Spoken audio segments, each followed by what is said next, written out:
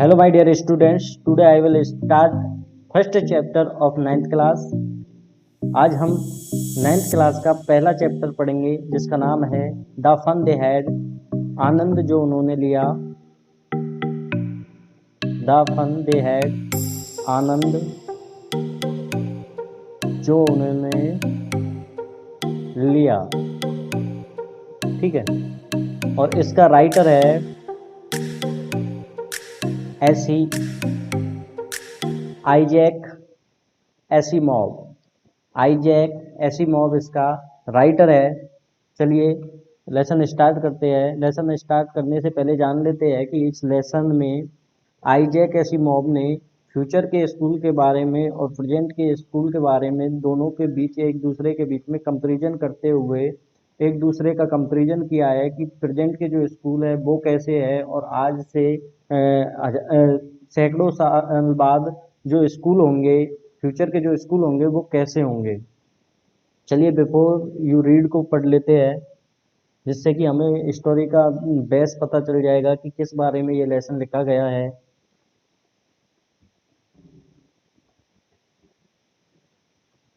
देखिए, the story we shall read, कहानी जो हम पढ़ेंगे, is set in the future, वो फ्यूचर की ओर संकेत करती है, यानी कि वो भविष्य की ओर संकेत करती है। फ्यूचर मीन्स होता है भविष्य, यानी कि कहानी जो हम पढ़ने जा रहे हैं वो भविष्य की ओर संकेत करती है। When books and schools as we know now know, when जब बुक्स एंड स्कूल्स पुस्तकें और विद्यालय, एज वी नाउ नो जैसा कि हम उन्हें अब जानते हैं, जैसी वो अब है, देम उन्हें, we will perhaps not exist. Exist का मतलब होता है अस्तित्व, यानी कि they will perhaps not exist, उनका ऐसा अस्तित्व नहीं रहेगा, शायद उनका ऐसा अस्तित्व नहीं रहेगा।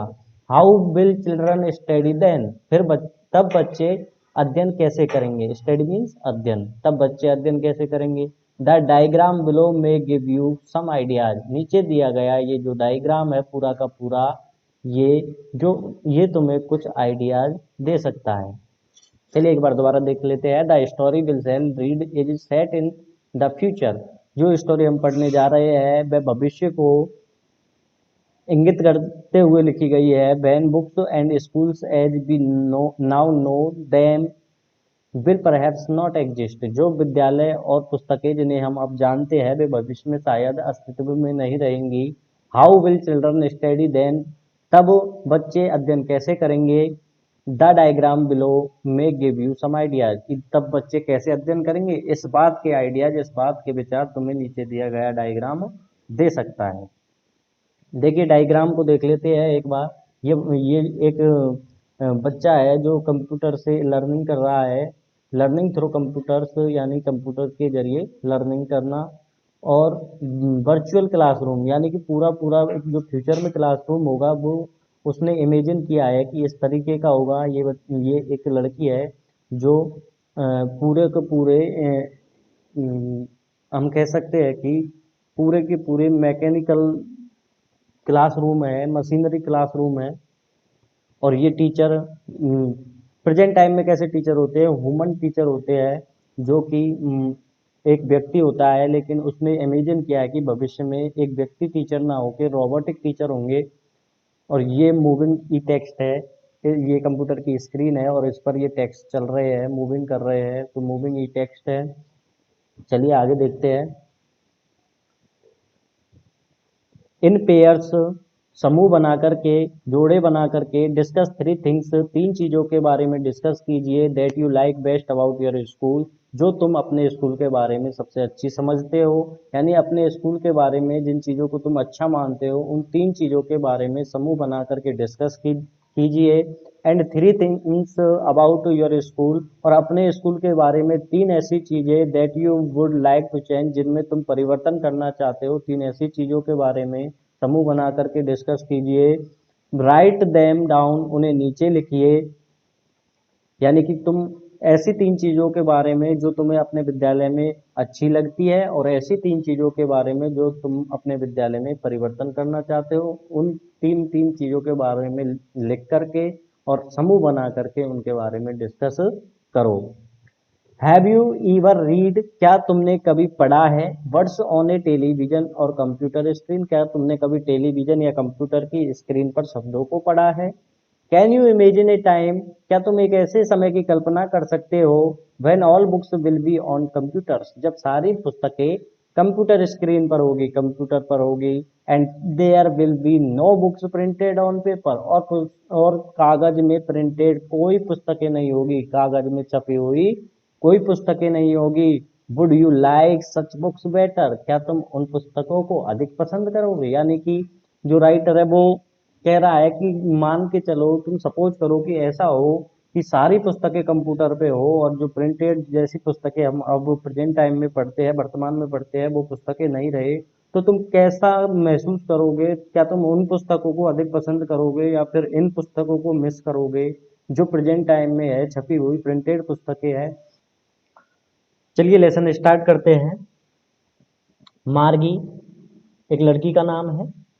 मार्गी even wrote about it that night in her diary, Margie ने उस रात अपनी डायरी में भी इसके बारे में लिखा। On the page headed 17 May 2157, page के ऊपर लिखा हुआ था 17 मई 2157। सी रॉट, उसने लिखा, today Tommy found a real book, आज टॉमी को एक वास्तविक पुस्तक मिली। यानी कि जो राइटर है वो फ्यूचर को संकेत करते हुए पूरी स्टोरी लिखता है, फ्यूचर में इमेजिन करते हुए पूरी स्टोरी लिखता है। तो वह लिखता है कि मार्गी ने इस बात के बारे में अपनी डायरी में भी लिखा और उस डायरी में ऊपर की तरफ 17 मई 2157 की बात है, यानी कि उसने इमेजिन किया है कि 17 मई 2157 को मार्गी अपनी डायरी में लिखती है कि आज टॉमी को एक वास्तविक पुस्तक मिली। It was a very old book, और ये जो पुस्तक मिली थी ये बहुत पुरानी थी। मार्गीज ग्रैंडफादर वंस सेड, मार्गी के दादाजी ने एक बार कहा था, दैट की when he was a little boy, जब वह एक छोटे बच्चे थे, हिज ग्रैंडफादर, तो उसके दादाजी यानी मार्गी के दादाजी, तो हिज ग्रैंडफादर उसके दादाजी, टोल्ड हिम, उसके दादाजी ने उसे बताया, यानी कि मार्गी के दादाजी ने उसे बताया, मार्गी के दादाजी को बताया, दैट की देयर वाज ए टाइम, एक समय था, when all stories were printed on paper, जब सारी जो स्टोरियाँ जो कहानियाँ होती थी वो एक पेपर पर, एक कागज पर छपी हुई होती थी, प्रिंटेड होती थी। दे दे टर्न्ड द पेजेज, उन्होंने पन्नों को पलटा, उन्होंने उस पुरानी पुस्तक के पन्नों को पलटा, विच वर येलो, जो कि पीले थे, एंड क्रिंकली, और सलबटों वाले थे। यानी कि जो पेज थे उस पुस्तक के वो इतनी पुरानी हो गई थी कि उसके जो पेज थे वो पीले पड़ गए थे और सलबटे उन पेजों पर पड़ गई थी, उन पन्नों पर पड़ गई थी। And it was awfully funny to read words that stood, और उन स्थिर शब्दों को पढ़ना इतना हास्य करता, अत्यधिक हास्य करता, still instead of moving the way they were suppose to on a screen, यानी कि जैसा कि वो स्क्रीन पर चलते हुए शब्दों की अपेक्षा करते थे, उसकी बजाय इन स्थिर शब्दों को पढ़ना उनके लिए अत्यधिक हास्य करता। आफली माने होता है अत्यधिक, और फनी माने हास्यकर या मजाकिया। तुम जानते हो, यानी कि राइटर कह रहा है कि तुम जानते हो कि जो मार्गी और टॉमी थे वो स्क्रीन पर पढ़ते थे शब्दों को, तो वो ऐसी अपेक्षा करते थे कि स्क्रीन पर ही शब्द चलते हैं, लेकिन उस पुरानी पुस्तक में जो स्थिर शब्द थे उनको जब उन्होंने पढ़ा तो उनके लिए वो हास्यकर लगा। And then when they turn back to the page before, और जब वे वापस पहले वाले पेज पर आए, it had the same words on it, तो इस पर वही शब्द थे, that it had when they read it the first time, जब उन्होंने इसे पहली बार पढ़ा था तब जो शब्द थे वही इस पर अब थे। यानी कि इस पर जब उन्होंने पहली बार पढ़ा था जो शब्द तब थे वही शब्द अब थे। जी आश्चर्य व्यक्त करते हुए सेड टॉमी, टॉमी ने कहा, व्हाट ए बेस्ट, कि क्या बर्बादी है, when you are through with the book, जब तुम पुस्तक को पढ़ लेते होंगे, you just throw it away, तो तुम इसे फेंक देते होंगे। आई गैस, ऐसा मैं अनुमान लगाता हूँ, our television screen must have had a million books, हमारी टेलीविजन स्क्रीन पर क्या हमारी कंप्यूटर स्क्रीन पर 10 लाखों बुक होती है, यानी कि ए मिलियन बनता है 10 लाख से, ठीक है, 10 लाख से ए मिलियन बनता है। तो हमारी टेलीविजन स्क्रीन पर 10 लाख यानी कि 10 लाख पुस्तक होती है।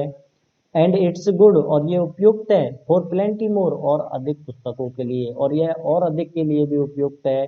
I would not throw it away, मैं इन्हें नहीं फेंकूंगा, यानी कि मैं अनुमान लगाता हूँ कि तुम जब पुस्तकों को पढ़ लेते होंगे तो फेंक देते होंगे, और ये कैसी बर्बादी है। हमारी जो स्क्रीन होती है कंप्यूटर की, उस पर तो लाखों पुस्तकें होती है, और ये और भी पुस्तक रखने के लिए उपयुक्त है, लेकिन हम तो इन्हें नहीं फेंकते हैं।